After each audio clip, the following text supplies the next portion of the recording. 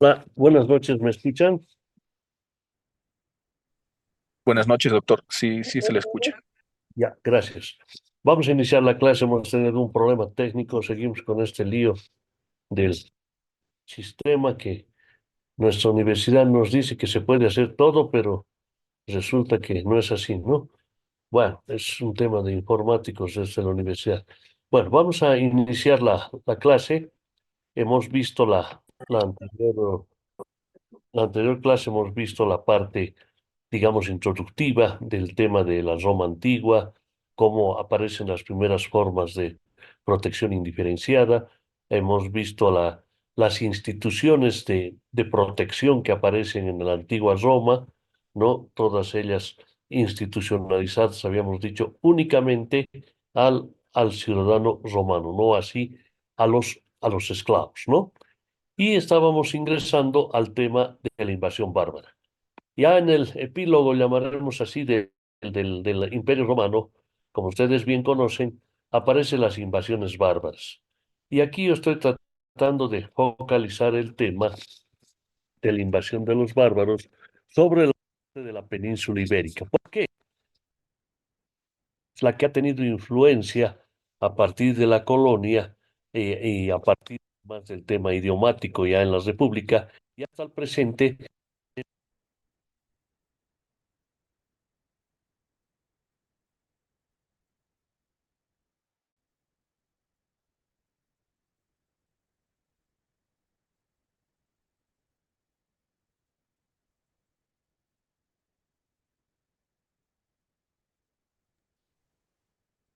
Doctor Socorro,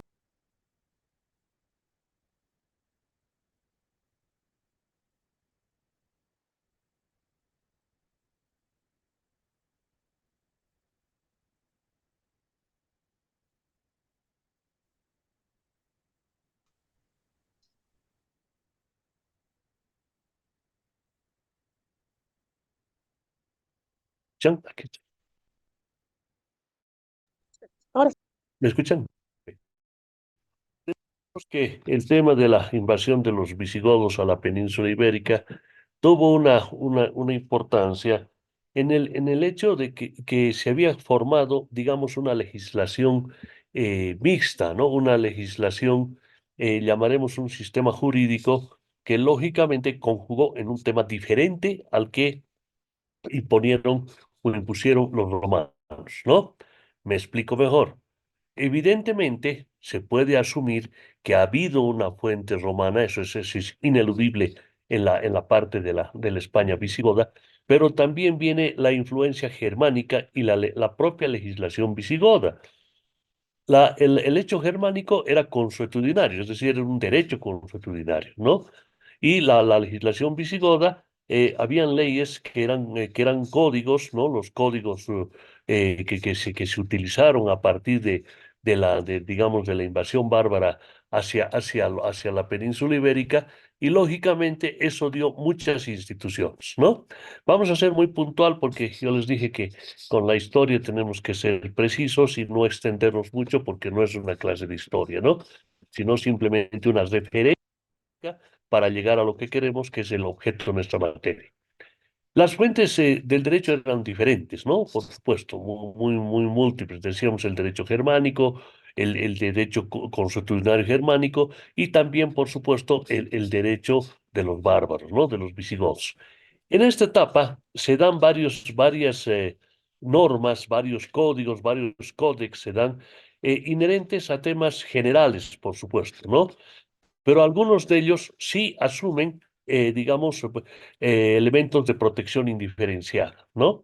Uno de ellos, uno de ellos es el Código Gregoriano, del emperador Gregoriano, el emperador Gregorio, perdón, Gregorio I. Este código gregoriano incorpora dos elementos importantes en el tema de las formas indiferenciadas de protección. Primero, tipifica la dote, habíamos dicho, como compensación para la gente de las armas, para la gente digamos, de la guerra, y que perecían en la guerra. Entonces, a su grupo familiar les otorgaban la dote. Se había institucionalizado esto, como habíamos visto, inclusive ya desde la época antigua de Egipto, ¿no? La segunda incorporación del Código Gregoriano ha sido el generar hospicios para viudas y huérfanos, ¿no? Los hospicios ya estaban legislados a partir del Código Gregoriano, ¿no? Digamos que esa sería su contribución. El Código Hermogeniano, que es el hijo de Gregorio, ¿no? Establece otros dos factores también importantes en estas formas indiferenciadas de protección, ¿no? Por un lado, incorpora de manera muy importante lo que viene a ser ya el surgiente jubileo. ¿Qué es el jubileo? La jubilación actual, ¿no? Es decir, aquel escenario en el cual la persona trabaja hasta cierto punto y hasta cierta edad, llamaremos así, o bajo algún servicio que brinda esta persona y el Estado digamos, le compensa. No le va a dar una renta porque no había renta, no había jubilación en esa época. Lo que le da es también una dote a estas personas, normalmente servidores públicos, ¿no? Le da una dote, ¿para qué? Para que con ese espacio de tierra produzca la tierra y por supuesto pueda sobrevivir, ¿no? Y también le da, se entiende, mano de obra. También eso es otro factor importante en el código hermejoniano. El otro elemento, la prohibición del trabajo de niños y de mujeres en labores de canteras, en labores arquitectónicas, en labores de fuerza, ¿no? Esos dos elementos son los que, digamos, podríamos advertir como importantes del código hermejoniano. Luego vienen las leyes teodosianas, el edicto de Teodorico. Este edicto de Teodorico, como ustedes conocen por sus conocimientos de historia del derecho, han visto en historia del derecho, es un código muy ampuloso, es un código más ampuloso que el Corpus Juris Civilis de Justiniano, ¿no? Pero que tiene una parte referente al tema de la protección, ¿no? ¿Qué nos dice en la parte de la protección el código teodosiano o el edicto de Teodosiano? ¿No? Nos da cuatro elementos que son fundamentales. Perdón, esto nos hemos pasado. ¿Qué pasó aquí?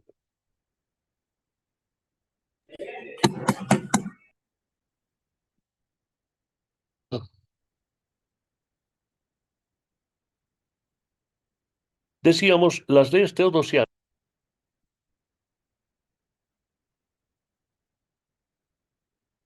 de protección. La primera fue el tema había institucionalizado la dote, pero además la dote le otorgaba a las personas que quedaban inválidas, ¿ya? Las personas que quedaban inválidas se habían sumado a este tema, porque el Código Gregoriano únicamente dio a las personas del ejército que fallecían y lógicamente asistían a las viudas huérfanos en ese ámbito. En cambio, el edicto de Teodorico amplía ese tema a las personas que quedan inválidas, es decir, podríamos enfocar un primer seguro de invalidez que se había dado en esta parte de esta batería de normas, ¿no? Entre otras, por supuesto, no vamos a ver la parte civil, ni penal, ni otras áreas, sino simplemente el tema de las formas indiferenciadas. La otra, la asistencia a la maternidad, es importante, ¿no? Se da una asistencia a la maternidad a partir del edicto teodorico, una asistencia a través de las matronas, ¿no es cierto? Una asistencia que permite, lógicamente, a la madre tener una mejor expectativa o proyección de vida durante el parto, proceso del parto, ¿no? Luego también se habla de un elemento importantísimo tiene que ver con la parte de la vivienda, ¿no? La vivienda también era un factor importante, especialmente en las legiones romanas. Las legiones romanas que eran destinos de los romanos que iban fuera de Roma y que lógicamente necesitaban vivienda. ¿Quién manejaba esto? ¿Quién operaba? Por supuesto, el Estado. ¿A partir de qué? A partir de este edicto teodorico que impone una suerte de obligación, especialmente para la gente de las armas, ¿no? Que era la que se trasladaba, bueno, tenía que moverse de un lado a otro, se entiende así, ¿no? El código de Eurico, que es el hijo uno de los hijos de Teodorico. Eurico lo que implementa es un tema aparentemente simple, pero sí de alta relevancia, ¿no? La prohibición del trabajo de las mujeres en estado de gestación. Miren, este tema, jóvenes, es de alta relevancia. La historia tenemos que conocerla, porque si no conocemos, lógicamente cometemos errores, ¿no? Y eso es lo que ha pasado en nuestro país, porque la gente no sabe qué es el Código Eurico, o muy pocos saben, o los que están en la facultad, bueno, los que han llevado la materia sabrán, los demás no saben. Miren, se ha cometido una atrocidad jurídica en Bolivia el año 2023. ¿Por qué?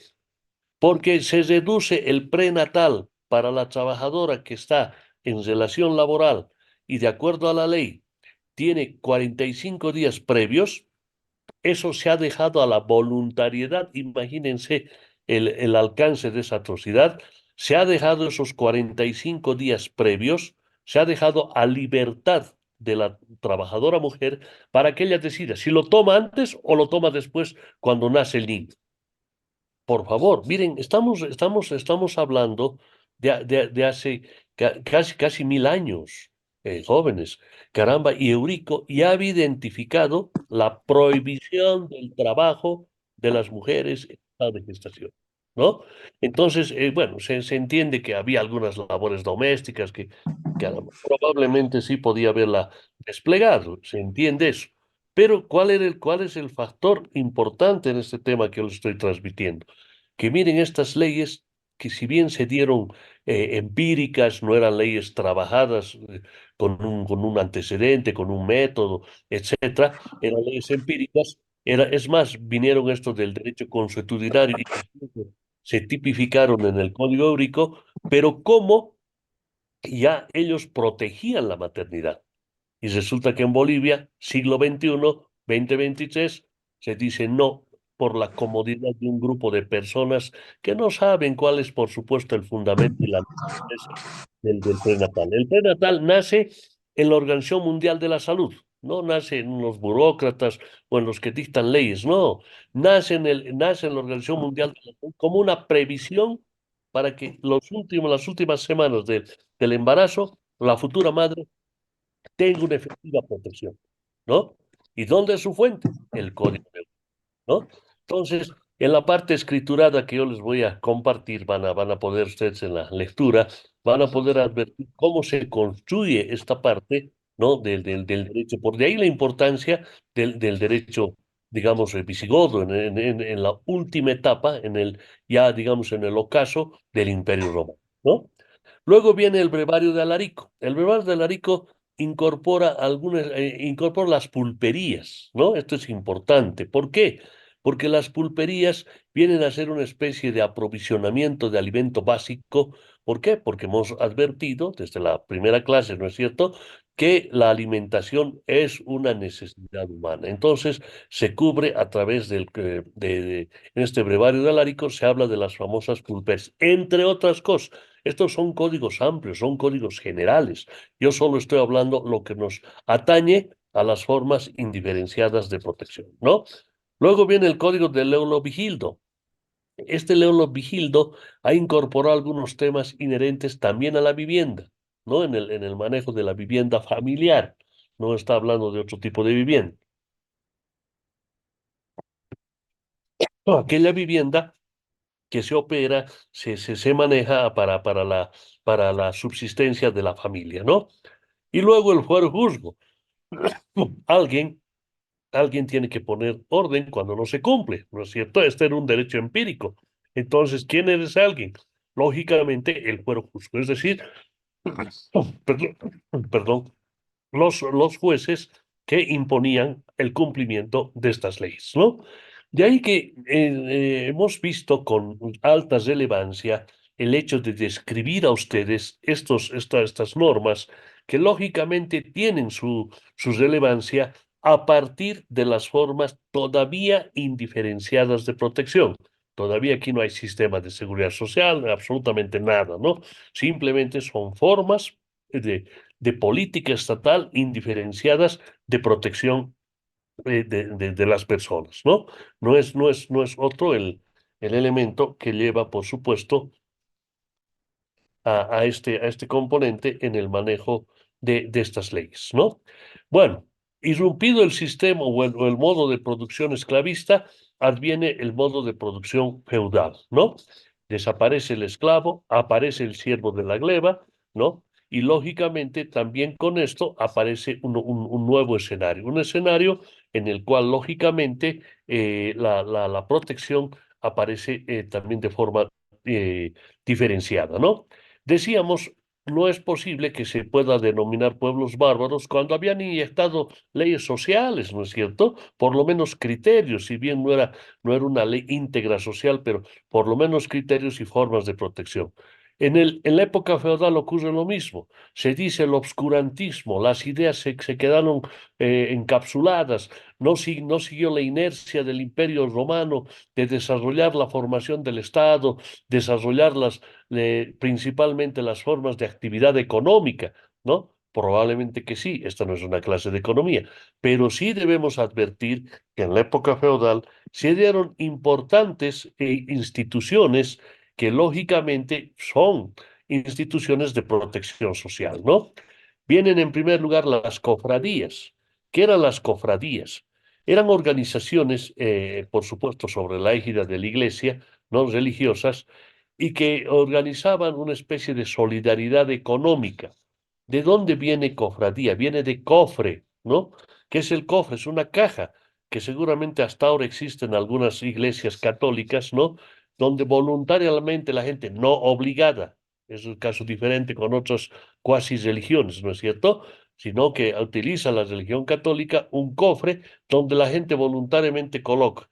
Les llamaron limosna, pues no interesa lo que se llame, pero de ahí viene el cofre, de esas cofradías. Entonces, esta organización que tenía por supuesto, una égida religiosa, la cofradía de tal santo, del otro santo, de tal virgen, etcétera, esas cofradías, con ese dinero que recolectaban, asistían a la gente desvalida, a la gente que tenía necesidad, ¿no? Entonces, este es un instituto evidentemente difuso, no es estructurado, pero importante en la Edad Media, porque permite al grupo social, permite lógicamente ser solidarios, asistir en la necesidad que pueda tener un miembro de esa comunidad, ¿no? Luego aparecen los hospicios. Los hospicios vienen a ser lo que ahora son los hospitales, ¿no? Si bien se desarrolló de manera importante esto desde la Grecia antigua, pasa por la Roma antigua, pero se asume los hospicios ya de una forma funcional sobre la organización de la iglesia, ¿no? Son los religiosos los que van a organizar los hospicios, ¿no? A través de esa medicina, ya no esa medicina ya no abstracta, subjetiva, sino una medicina técnica, ¿no es cierto? Entonces de ahí aparece el componente del hospicio, ¿no? El ahorro era una figura también importante, colectiva y obligatoria, un ahorro que permitía lógicamente a un grupo social, a un grupo familiar, consanguíneo, etcétera, asumir un ahorro. ¿Para qué? Para lógicamente hacer frente en determinado momento a alguna contingencia que pueda presentarse, ¿no? Luego aparecen las mutualidades. Las mutualidades son más organizaciones gremiales, de orden gremial, que en la Edad Media se van, digamos, fortaleciendo estas mutualidades porque van construyendo políticas de protección social. Las mutualidades asistían en caso de enfermedad, asistían en caso de muerte, en caso de invalidez, etcétera, otorgaban una prestación. Estas sí otorgaban prestaciones económicas, ¿no? Económicas para hacer lógicamente visible la protección social, ¿no? Luego viene el taller artesanal. A ver, ¿qué pasa en la Edad Media? En la Edad Media se suscita un tema sumamente importante. El taller artesanal era el núcleo de la producción en la Edad Media, de la producción, pero esa producción de bienes y servicios, ¿no es cierto? No precisamente la agrícola, que eso estaba ligado a otro escenario. Esta producción de bienes se apoyaba principalmente en el taller artesanal, ¿no? El taller artesanal era aquella instancia en la cual se transformaba en forma manual los bienes de la naturaleza en bienes de uso y consumo. ¿no? Entonces, este taller estaba normalmente librado por los talabarteros, por los ebanistas, ¿no? Por los textileros, etcétera. Era un taller que tenía estamentos de nivel de trabajo, ¿no? Primero, el dueño del taller era el maestro, de ahí viene el tema de maestro, ¿no? Era el maestro, ¿por qué? Porque era el que tenía la mano de obra calificada, era el que tenía la habilidad, la destreza de concluir esa transformación de la mano de obra en objetos de uso, ¿no? Ebanistas, ya habíamos dicho, carpinteros, etcétera, talabarteros, bueno, en fin, y lógicamente era el director del taller artesanal. Luego venían los compañeros eran en realidad los operarios, ¿no? Los que operaban el trabajo bruto de la transformación de esa materia prima. Y por último estaban los aprendices que eran normalmente gente joven, adolescentes, etcétera, que iban a aprender al taller artesanal un oficio, ¿no? ¿Para qué? Para luego, posterior, con la experiencia, el trabajo, etcétera, hacerse compañeros y hacerse luego maestros. ¿Cuál la importancia desde la visión de las formas indiferenciadas de protección? ¿Cuál la importancia del taller artesanal en esto? Aquí nace la división en 10 estamentos, el dinero que recibía el maestro del taller. El dueño del taller, todo lo que recibía por la venta del producto final que él entregaba a algún cliente, a algún consumidor, ese dinero se dividía en 10 partes, ¿no? Una de esas partes o sea, una décima parte estaba destinada ¿a qué? Estaba destinada a la protección. Es decir, si se enfermaba el compañero, se enfermaba el aprendiz, se enfermaba el propio maestro, o si se accidentaba, ¿no? Él tenía un carácter obligatorio. Podríamos asimilar ahora lo que es el aporte laboral. Muchos de ustedes trabajan, tienen una relación de trabajo y en ese manejo de la relación de trabajo, ustedes hay un aporte a la caja del seguro, al seguro universitario, etcétera, ¿no? Entonces podríamos asimilar como un aporte patronal ese 10%, ¿no? ¿Por qué? Porque el empleador, que era el maestro del taller, reservaba ese 10%, ¿para qué? Reservaba para alguna contingencia que pueda tenerse en la actividad laboral, un accidente de trabajo, una enfermedad, etcétera, etcétera, ¿no? De ahí la relevancia, adviertan ustedes jóvenes, que el taller artesanal ha tenido un desarrollo socioeconómico importante en la transformación de la materia prima, pero además también incluyó el tema del manejo previsional, ¿no? De la forma de previsión social. Esto se hacía más visible en las mutualidades, por supuesto, las mutualidades que tenían un orden gremial, ¿no? Por sectores, por gremios, etcétera, por oficios, en fin, que era ya una organización mucho más grande, ¿no? El taller artesanal, ese 10%, el maestro dueño del taller, ese 10% entregaba ¿a quién? A la mutualidad. ¿Para qué? Para que la mutualidad administre ese dinero cuando se produzca una contingencia, un hecho inesperado, un accidente de trabajo, etcétera, etcétera, lo que podría ser, ¿no? Entonces, vean ustedes que esto fue muy importante y tuvo su gran desarrollo precisamente en la Baja Edad Media, ¿no? Eso es lo importante. Ahora, ¿qué pasa con la Edad Media? Si bien se habían consolidado estas instituciones, pero no eran suficientes, ¿no es cierto? Primero que no eran funcionales, no estaban estructuradas, simplemente eran indiferenciadas, eran digamos, instituciones aisladas de la organización social, ¿no? Entonces, esto lógicamente genera en el tiempo, genera también, es uno de los elementos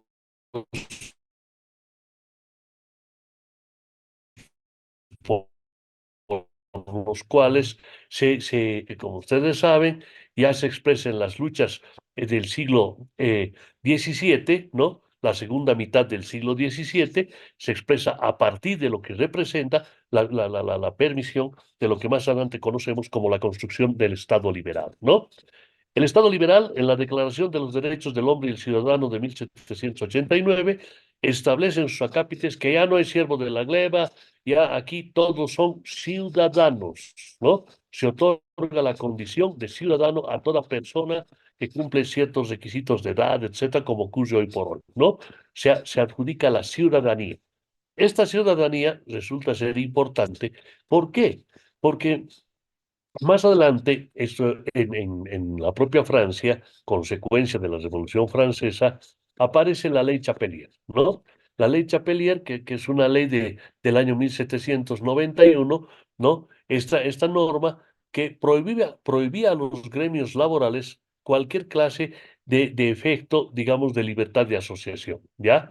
La asociación tenía que ser empresarial, no tenía que ser laboral.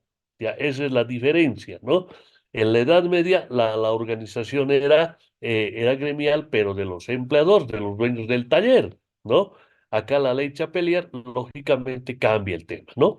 Pero esto resume, por las luchas sociales que se dan al del advenimiento de la Revolución Francesa, por supuesto se dan cambios. Tanto, por ejemplo, en Inglaterra en 1799 y 1800 se van creando ya las organizaciones de los trabajadores, lo que más adelante vamos a llamar nosotros el sindicato, ¿no?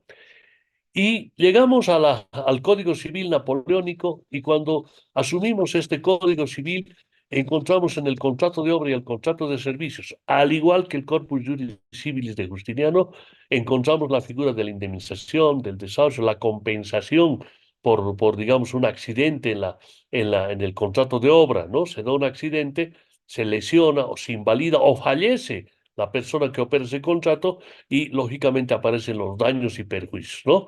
Que en el Código Civil napoleónico decía el 100%. Hasta hoy por hoy se mantiene eso, inclusive, como ustedes ya saben, en nuestro Código Civil, ¿no? Entonces, vean ustedes que ya el trabajo había sido objeto del derecho y por lo tanto también las formas indiferenciadas de protección, también, por supuesto, ¿no? Pero lógicamente no en forma sistémica, sino, digamos, asincrónica, asimétrica, no tenían una conjugación legal como norma protectiva, pero ya se activaba a todos los ciudadanos, ¿no? Esa era la condición y la cualidad importante del Código Civil napoleónico en el tema de las formas indiferenciadas de protección. En la primera mitad del siglo XVIII se produce un episodio importante, ¿no? La primera revolución industrial. La primera revolución industrial que lleva al mundo a una transformación. Se transforma el modo de producción en el mundo, ¿no? Porque ya no era ese taller artesanal que manualmente transformaba los bienes de la naturaleza en bienes de uso y consumo. La primera revolución industrial incorporó la máquina de vapor que producía en serie. Entonces ya se había transformado el tema, ¿no? ¿Qué deviene de esto? Deviene de esto un elemento fundamental en el manejo de lo que viene a ser la protección social en el mundo. ¿Por qué? ¿Quiénes eran los obreros de estas fábricas, de estas factorías? ¿Quiénes eran? Eran los ex operarios, porque ya desapareció el taller artesanal, ¿no es cierto? Eran los ex operarios, los compañeros, los aprendices que se hacen obreros, los trabajadores agrícolas que se hacen obreros, ¿no? Entonces, el obrero, dice el profesor Almanza Pastor, que es el texto base que vamos a manejar y se los voy a compartir, un historiador de la seguridad social, él nos dice que evidentemente José Almanza Pastor nos dice, caramba, se advierte en la revolución industrial, se advierte el tema de que una gran cantidad de trabajadores, de personas, eran analfabetas, ¿ya? Por lo tanto, el manual, qué sé yo, el instructivo para operar la máquina no podía ser, pues, eficiente, porque lógicamente eran analfabetos. El segundo elemento, había jornadas laborales largas, ¿no? Entonces, no había límite de la jornada de trabajo, había la fatiga laboral. Y como consecuencia de la fatiga laboral, había, por supuesto, los accidentes de trabajo, ¿no? Y asumado esto, estas personas, estos trabajadores, que concurren a la fuente de trabajo, se asientan en los lugares cercanos a las fábricas, ¿no? Se asientan con sus familias. Estos lugares, lógicamente, eran hacinados, no tenían servicios básicos y por lo tanto eran presa fácil de endemias y enfermedades, lógicamente, la familia de los trabajadores, de los obreros que laboraban en estas factorías, ¿no? Esto, por supuesto, trajo como consecuencia un otro elemento, un movimiento social. Aquí sí aparece en la organización sindical, aquí sí aparece ya los primeros, los primeros movimientos sociales. Se dice que el primer sindicato que se crea en el mundo es el Sindicato Algodonero de Inglaterra, fines de los años 1830. Pero aquí encontramos dos escenarios importantísimos. Primero, Alemania, que es el que vamos a describir y en el cual nos vamos a apoyar. Alemania era el eje del desarrollo europeo el siglo XVIII, ¿no? Por el intercambio de mercancías, el comercio exterior.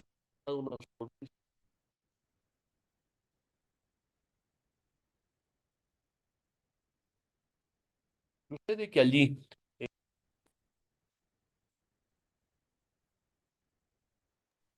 Doctor, está entrecortado el audio. Escucha, doctor, entrecortado.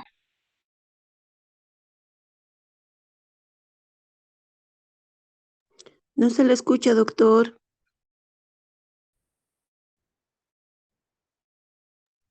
Doctor, no se lo escucha.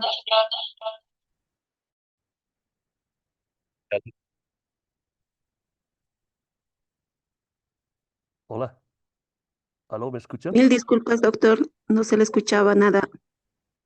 Ahora, ¿me escuchan? Sí se le escucha, pero medio entrecortado, doctor. Ah,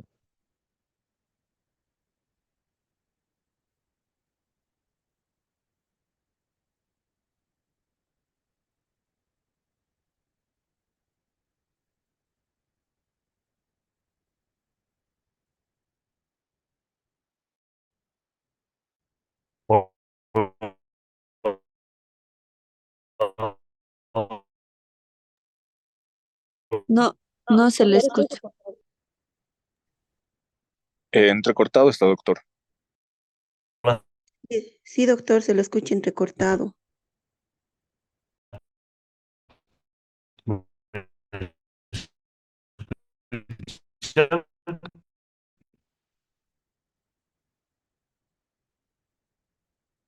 Hola,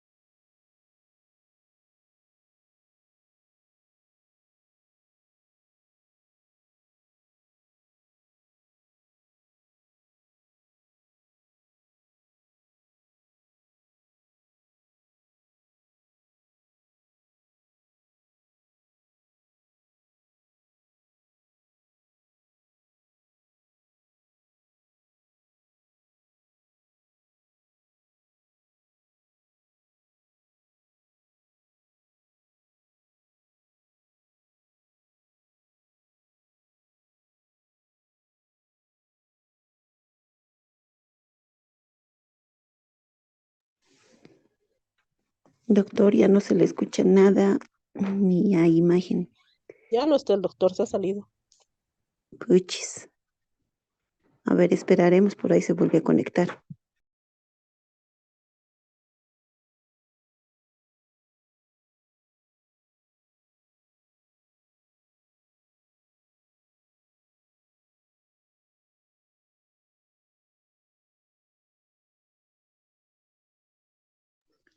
¿La clase está siendo grabada, compañeros? Sí, compañero, Solo está está grabando grabando. clase. Listo, gracias.